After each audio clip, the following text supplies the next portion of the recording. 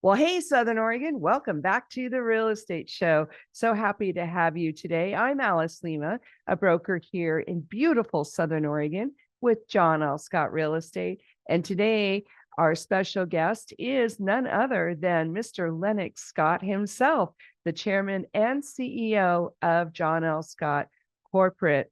Lennox is going to bring us some recap of what's happened in 2024. We're going to also talk about what's coming in 2025. And he has some interesting concepts to talk about cycles. So real estate goes in cycles. And Mr. Lennox Scott is going to be in the studio today, educating us and talking to us about what's happened and what's coming in the future. So while we're waiting for Lennox to do that, let's check quickly with local statistics for all three counties.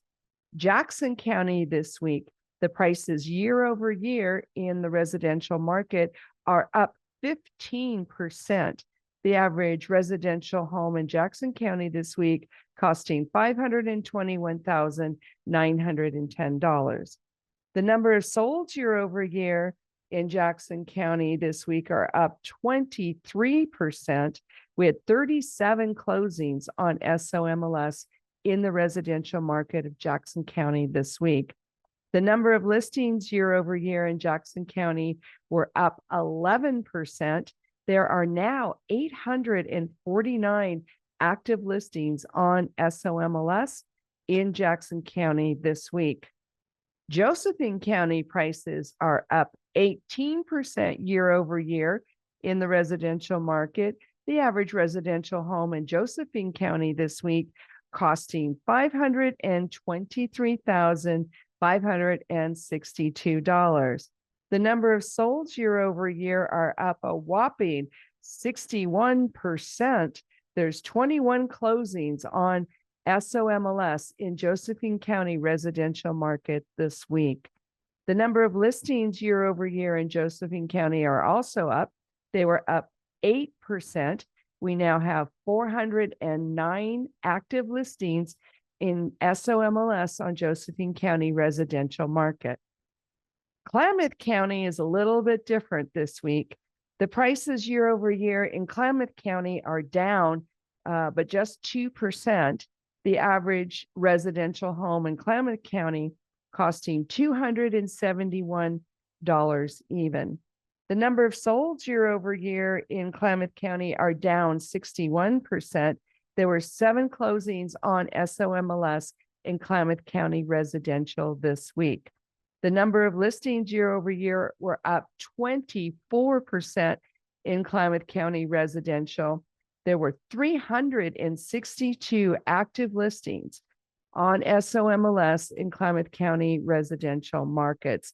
So you see, folks, all three counties consistently week to week are having an increase in listings. And even though we have more listings than we did this time last year, it's still not enough to fill the buyer demand. So keep that in mind if you're thinking of moving. Even though there's way more listings on the market, we still need a few more. And it could be the best time right before 2025, so you have less competition. In the meantime, let's welcome Lennox Scott to the show. Well, welcome back to the show, Lennox. It is so delightful to have you here. Thank you, Alice. It's great to be invited back. Thanks. Well, you're just a wealth of information, and we really enjoy having you on the show. Why don't we start with the market outlook and talk a little bit about what's coming in 2025? I know a lot of people are very curious after the bumpy year we've had. Well, it is amazing what's been taking place over the last couple of years. The good news is all the energy is coming our way. I was just back in Washington, D.C. with our chief economist, Dr. Lawrence Yun from the National Association of Realtors, and he shared with us his outlook of what's coming up ahead. And first of all, real estate goes in 10-year cycles. It follows the economic cycle of the U.S. economy. And the first year is the adjustment year, and we had that in year 2022 and 2023. And then we have the market solidifies, and that's this year of 2024. And now, just recently, with interest rates coming down substantially from the mid sevens down to closer to 6.2%, we're seeing we're going to see greater sales activity ahead. And Lawrence went over that. We came off the 3% mortgage markets of 2021, where nationally there were 6 million existing home sales. Well, in 2022, 2023, we came down to 4 million. It was off a third on the number of transactions. Normalcy is around 5 million. Well, this year of 2024 will be at 4.2 million, and Lawrence is projecting a 10% increase for 2025 up to 4.8 million, and then in 2026, 5.2 million. So we'll be back to normalcy. This is the normal 10-year cycle. We go through 2 years of adjustment, solidifies, in this case, 3 years, and then we'll see 6 years of growth. So that's on the horizon.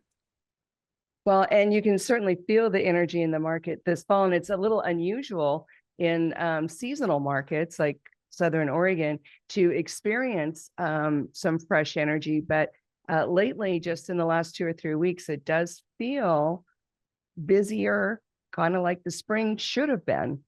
It sure is, and this is throughout the nation. With those lower rates, home buyers, it's giving new energy to them to come in the market. And then one of the lead indicators is 76% of buyers have a home to sell. And so we're starting to see in a couple markets where there's more new homes coming on, more new listings coming on the market of existing properties. And that's just a lead indicator to more buyers in the marketplace. And this is really going to come to fruition right after the first of the year because of the normal cycle that we're in. We will see that. Another item on interest rates. Lawrence Yun is predicting, and I just saw a presentation this week from Fannie Mae that they're not expecting interest rates, 30-year fixed rate home mortgage interest rates, to go much below 5.5%. Mainly because of the federal deficits. We're not getting back to 3%. That was an anomaly because of the pandemic, it just bringing the economy forward so it wouldn't collapse during that time. But this 5.5 is a very good rate. We're ready to go at 6.2 percentage home 30-year fixed rate mortgages. So all good coming forward. It's going to be a robust year in 2025 and then beyond. Well, that is very encouraging news. And a lot of our listeners can benefit from that boost of optimism. So I'm curious to hear more about the meeting with Dr. Lawrence Yun back in Washington, D.C. Did he have any other predictions for what was coming in 2025?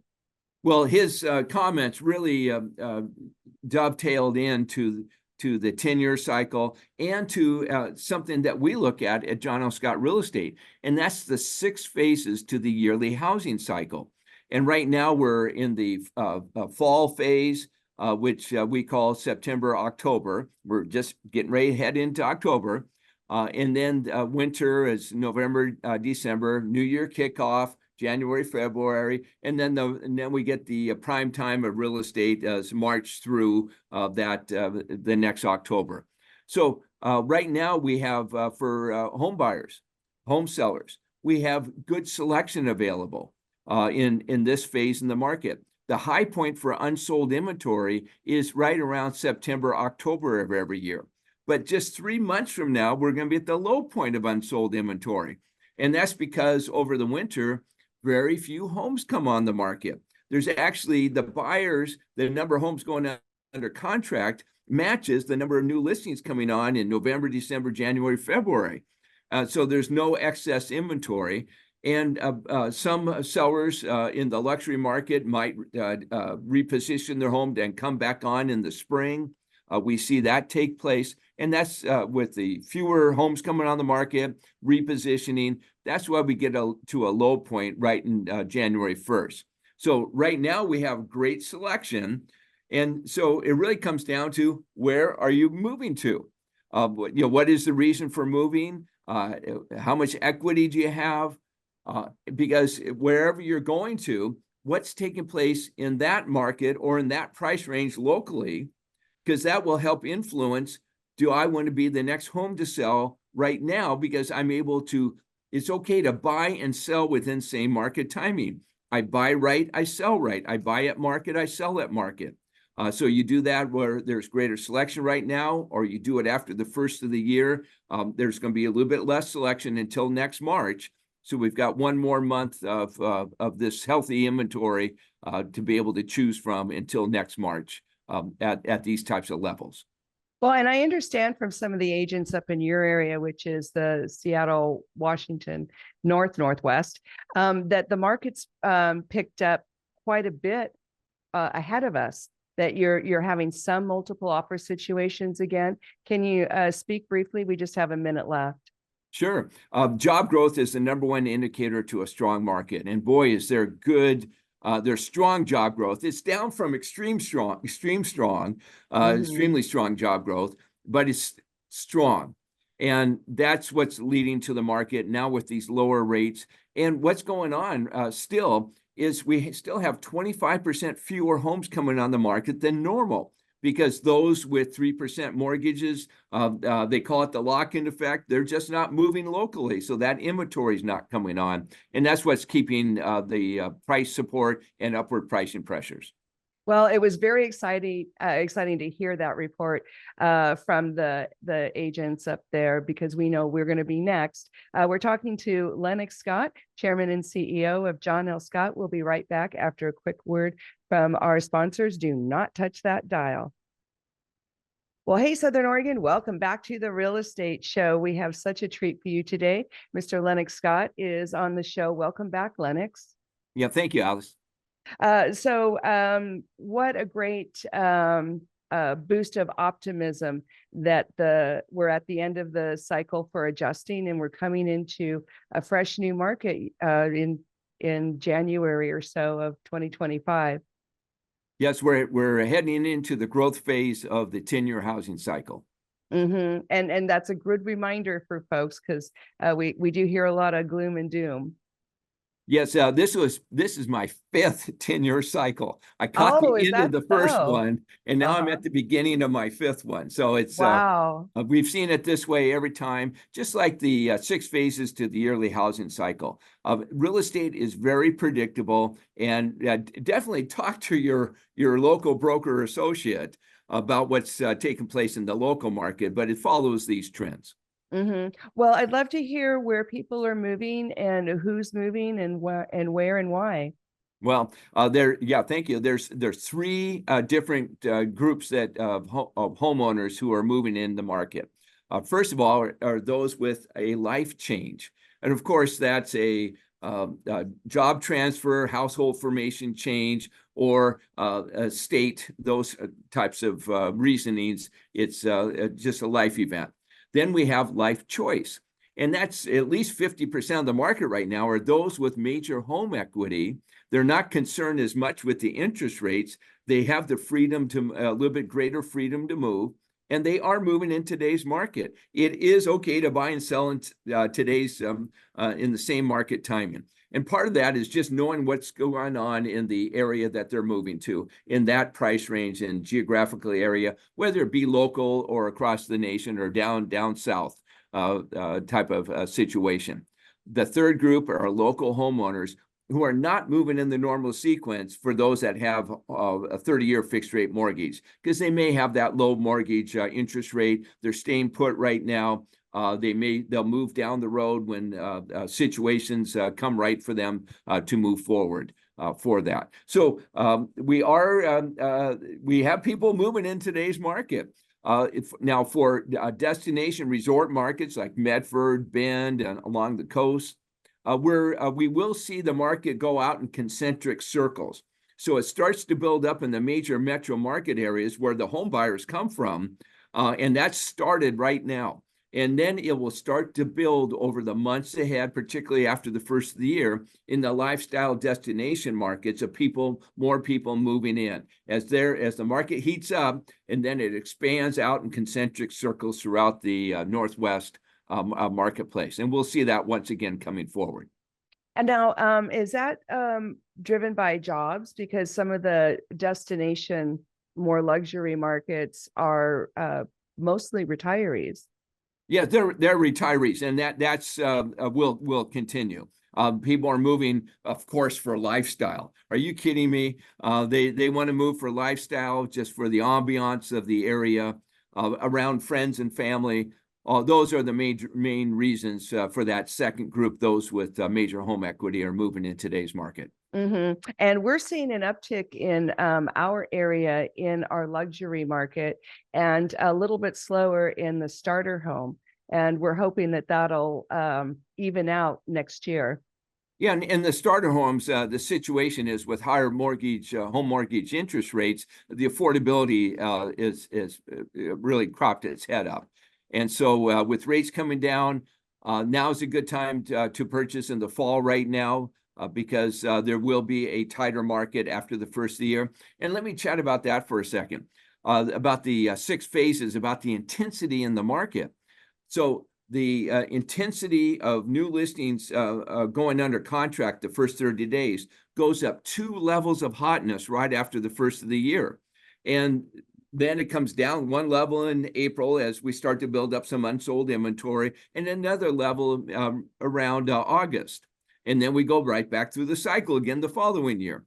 So right now, the market's a little bit less intense if you're a home buyer. If the rates end up going down in the future, you can refinance, but you'll be able to buy right in today's market and, of course, sell right at the same time. You're basically sitting with the same net seller asset equity if you have a home to sell and you're purchasing at the same time, no matter what time of year you end up purchasing. Mm-hmm. Are you seeing a lot of move up buyers in your market, or just trading lifestyle? Well, definitely with higher intensity. There's always higher intensity of homes going under contract in the more affordable and mid-price ranges and into the upper end. And that just causes a chain reaction of transactions up the price points into that luxury market. And so as the metro areas heat up and those transactions, the intensity heats up there, that's going to spring open more buyers for resort and destination market areas. Yeah, well, it's very exciting. And we are seeing the beginnings of that happening here in Southern Oregon in our 3 counties. We're speaking with Lennox Scott, Chairman and CEO of John L. Scott, comes on the show every couple of years. We're so happy to have you again today. So on the 6 phases of the housing cycle, we have an election year, and a lot of us agents get that question. And we're not a political company, we're not a political show, but is there any truth to some of the rumors that election years cause an impact in the housing cycle? Well, I think it's more jobs and interest rates that really impact the housing cycle. We're only a month or month and a half away from the election right now. So the activity we're seeing now is because of lower interest rates, and they are whoever wins, interest rates are coming down as a possibility because of what the Fed Reserve is doing. They lower their rates down. The bond rate comes down. The 10-year bond comes down, and that's home mortgage interest rates are based on the 10-year bond. So you know what I look at each morning is the 10-year bond to see which way it's going, and just for inspiration for myself of what's taking place today for home mortgage interest rates. Mm-hmm. Well, and you said earlier that they don't predict the interest rates going much lower than 5.5. So does that mean they're not going to be doing a whole bunch of reductions here in the next few months? No, the Fed Reserve will. The forecast is 1.5 points. They already did a 0.5 point. and about a point and a half over by the end of 2025. So we'll see where it goes, because you never that's know. spread out. Yeah. It'll spread out, but interest rates won't come down they're not forecasting to come down a whole nother point. But 3/4 of a point is a major reduction of interest rates in over the next year. And we also have rumors of another crash coming, and to the point where we're actually tracking for people down here the number of foreclosures on the market and short sales, and we really don't have any. But would you mind speaking just briefly to that? Yeah, I just don't see a bunch of foreclosures coming on the market. Yes, there's situations on occasion, potentially a job loss, but there's equity in many people's homes right now, so they can put them on the market and sell to get through a situational, to get through the situation at the moment. So I don't see a bunch of foreclosures, but there are some that always take place every year. So definitely encouraging the buyers to not sit back and wait. No. This is a great time to be purchasing with the great selection. You're able to make sure you get all the inspections in your purchase agreement. Everything comes to play. Yeah. So what other good tips do you have here for the last couple minutes of our segment here before we go to commercial? Well, home ownership over the long term is a wealth builder, and we've seen that day in and day out. So it is the American dream, and there is a reason for that, because of the long-term wealth building impact that has for an individual or for a family moving ahead. So we're here to help support helping people move forward in life. That's what we do on a day in and day out basis, to be a contribution to them, to help them, guide them through the process, and to help them, when you're a buyer, buy the right house at the right price and terms. And when we represent a seller, help the seller showcase their home in the best light to get the best price. We work for our individual client in representation. Well, and you said you've been through 5 cycles. We just have a few seconds left. What was your first cycle? How did that go? Well, I became a CEO January 1st of 1980, and interest rates shot up to 16%. Welcome to leadership. Oh, wow. Right after that. And so we got through that cycle, and lessons learned, and we learned something through each cycle. Well, that's amazing. We're speaking with Lennox Scott, Chairman and CEO of John L. Scott. We also want to say thank you to John L. Scott for their ongoing sponsorship and support of the show. We really appreciate you. The local Rogue Valley Association of Realtors for their sponsorship, and Guy Giles of Mutual Mortgage. Thank you for bringing the show to the airways every week. Well, welcome back to the Real Estate Show, folks. Just a quick reminder, the show will repeat tomorrow on this same station at 8 a.m. Sunday, so you can hear Lennox Scott all over again and not miss a thing. Thank you so much, Lennox, for being on the show. You bet. Here we go. Yes. So we were just talking during the break about buyer and seller representation. So that's an interesting topic these days. Well, it sure is. And we'll break them into 2 segments here, both seller and buyer representation. Very good. And as you know, being a real estate professional, it really comes down to who we are in our relationship with our individual client.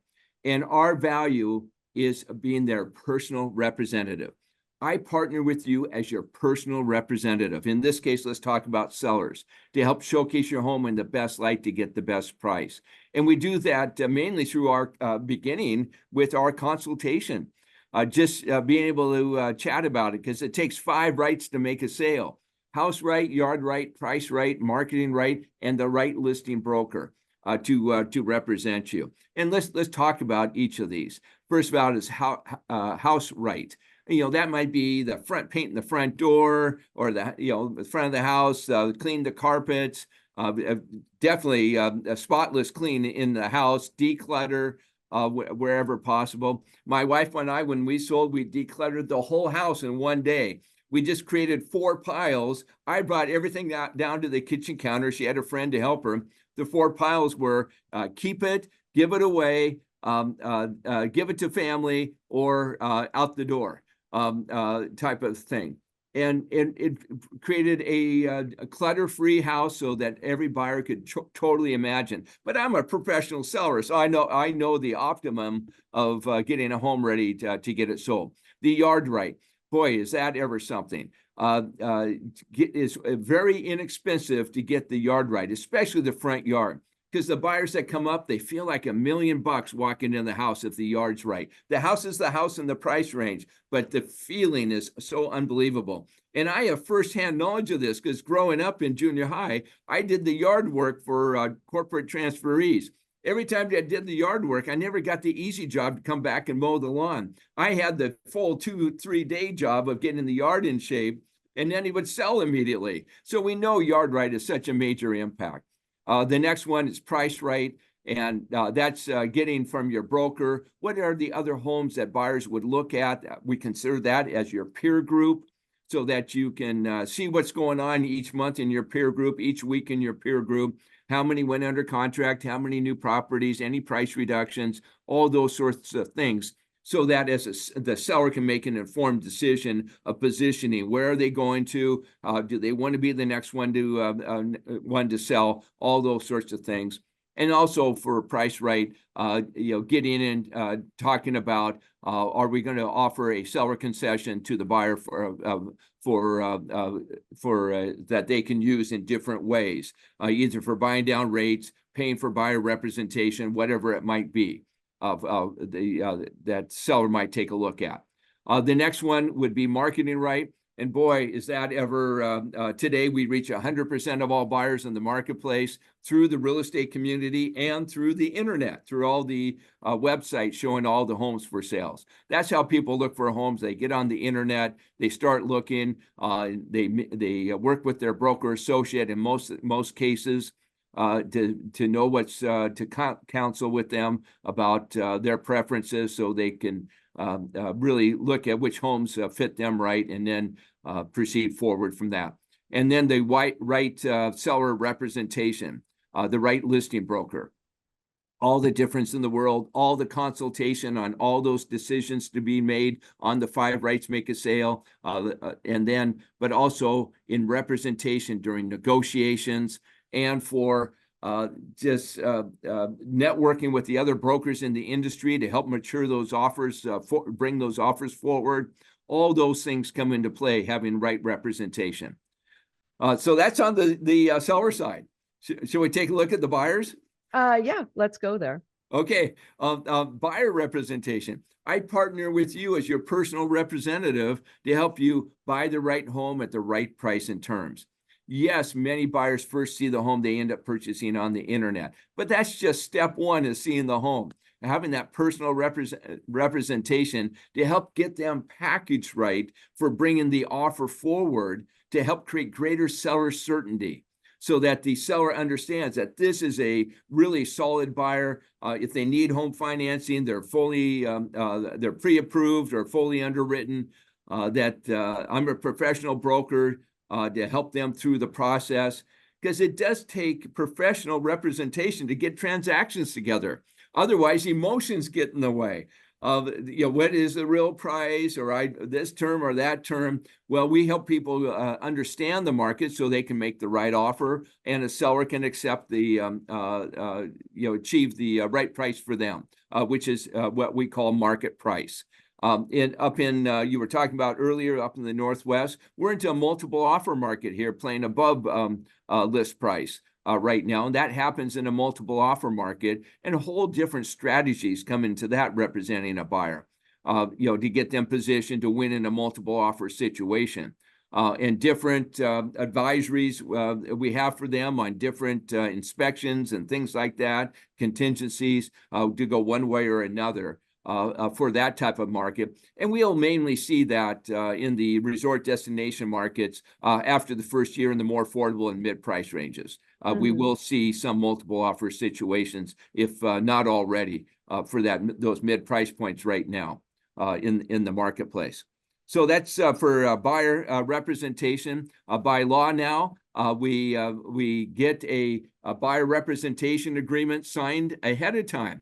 And this is great, just elevated transparency with buyers about what our services are and what is our fee. And it's exciting for the real estate industry to have this enhanced transparency with our clients. And this is how we're moving forward. And it's just a great day in real estate. And for us as individual brokers, for us, it's about expression, personal expression, to be our best, to be a contribution to our client, whether they be a buyer or a seller client. So this is a great industry to be in, and to be of service, and to get into not just representation, but many times friendship with our clients, looking out for their best interests. Yeah, the buyer representation agreement has turned out to be a real blessing. The buyers really like it. The brokers really like it. It's very clear, transparent, and everybody understands the relationship. So it's been very successful, and it's nice to know that it's a national standard now. Yes, it is. And boy, is that you're right.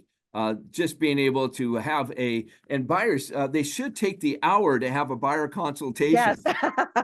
Because that buyer consultation isn't just going over a buyer representation agreement. It's about going over the market stats and finding out what they're interested in, what are their desires, going through the 13-step process of purchasing a home.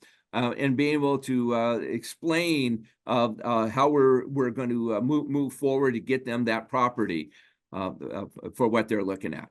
Especially in a transition market, to be able to interview buyers, brokers, so that you know that you have somebody who can professionally represent you if you're in a transition market, and somebody who understands where we are in the 6 phases.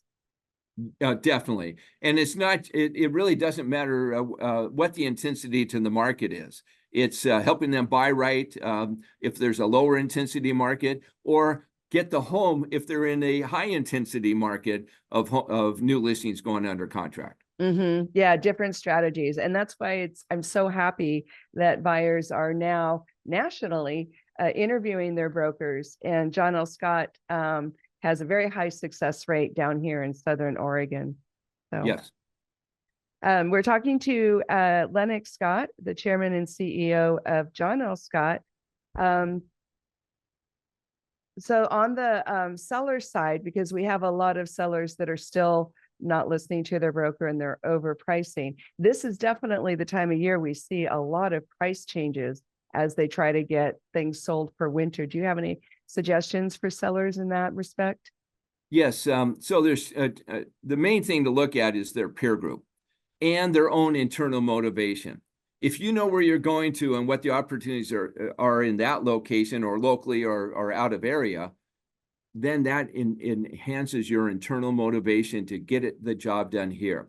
And by looking at your peer group of who else is in that buyers are looking at in your geographical area and price range, that tells you so much to be able to move forward in the market. So there's the peer group, the motivation, and just the timing of the year. Because what's in the location where you're going to, what's going to happen after the first of the year? We know we're going to be up 2 levels of intensity after the first of the year, meaning a higher percentage of new listings will go under contract. So look then, look now, look at your hold time.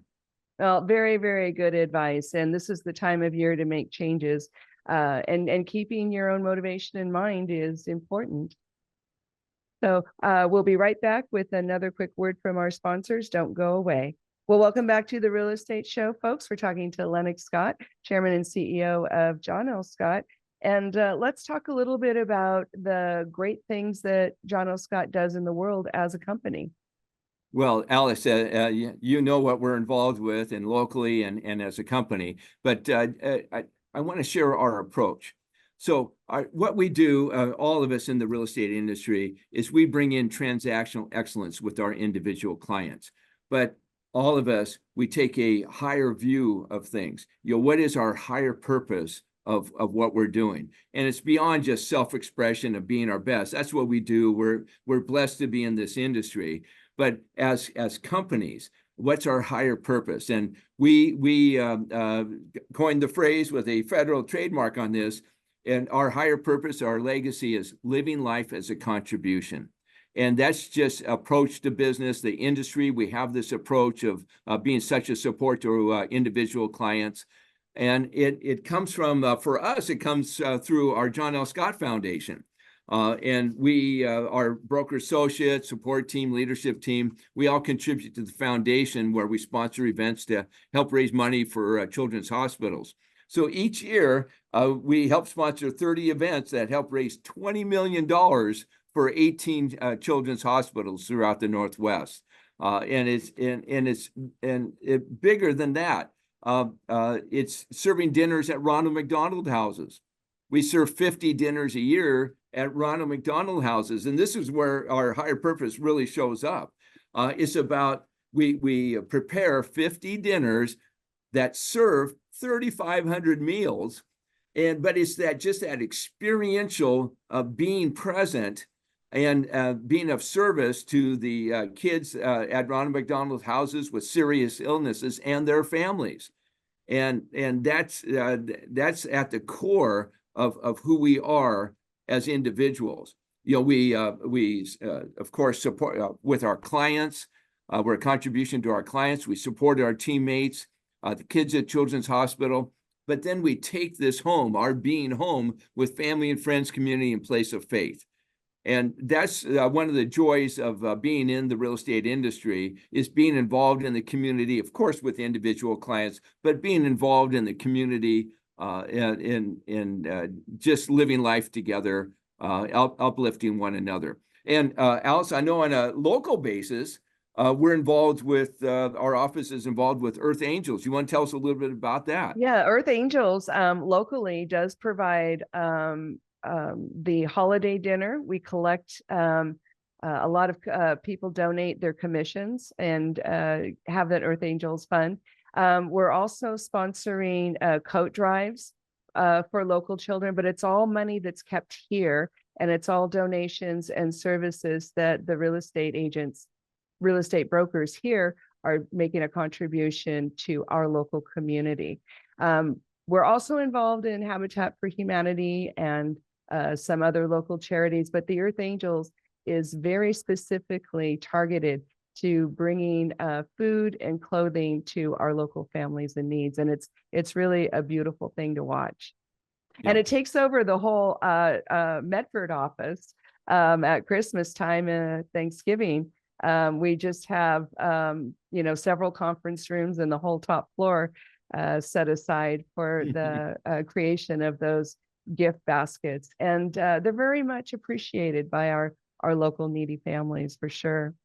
Well, they sure are. And one of the great joys of living life is being a contribution to others. And we do that as a office, but the whole real estate industry, every company gets involved with community service in supporting the community. And it's more than just supporting the community. It's about living and being part of the community. It is. And that's what makes John L. Scott different. It really does. Yep. It really does. So it's quite a company. So what other impacts do we have maybe coming in the next year for the corporation? Well, I'd like to talk about a few concepts that we employ as a leadership and executive leadership team and with our office leaders. One of them is, a positive, productive environment, proactive environment. And what I mean by that is, we continually have strategy meetings to anticipate the market moving forward. We're already looking into 2025. I feel like I've already lived the whole year because we know what the cycle is, the 6 phases. We know the 10-year cycle. We know where rates are going to be. We know the momentum in the market's already building. So you can anticipate this. And there's different conversations in each phase. So right now we have listing inventory management and helping individual home sellers. What is their motivation? Where are they going to? Those sorts of things. After the first of the year and those price ranges where we're going to see multiple offers. It's how to win in a multiple offer situation. So there's different training all the way throughout the year during different phases of what we're doing. And so so we call that when we come up with items, we call it our vital few. What are the 1 or 2 items that we're going to focus on? Although we walk in excellence and everything else we do on a day-to-day basis, we perform in excellence. There's 1 or 2 items that would really make a difference for our clients, and that goes throughout the 6 phases of the yearly housing cycle. After we get our vital 1 or 2 during each phase, then it's the frequency of focus on that individual item. It's getting the training out. It's the conversation that we have with our broker associates and with our clients, our support. You know what I enjoy about being in this business? I come to work each day supporting our broker associates, and with them and through them, our clients. And that's with our support team. And so that's just an attitude we throughout the real estate industry, each of our companies, we just bring that forward as a team of walking in excellence.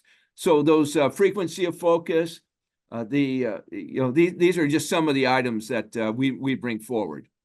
Well, and again, that's partly what makes John L. Scott different, and that kind of contribution attitude really goes through to the individual clients, the buyers and sellers. They all experience that for sure. So in the few minutes we have left, I was just curious, do you have plans to open any more offices or any franchise, any hints coming for the future? Oh, definitely. There's additional locations.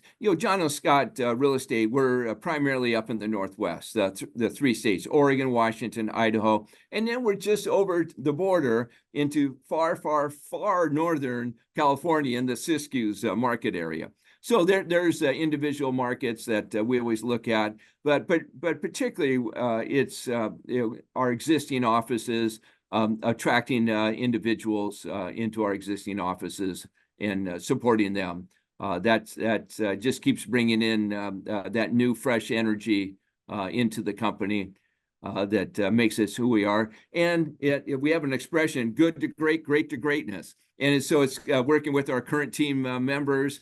What do they want to accomplish? What's their motivation? And what are some activities that we can help them with to get that one more transaction every month? Mm-hmm. And as far as the broker community goes, how is that doing? Are we seeing more people become brokers, increase, decrease?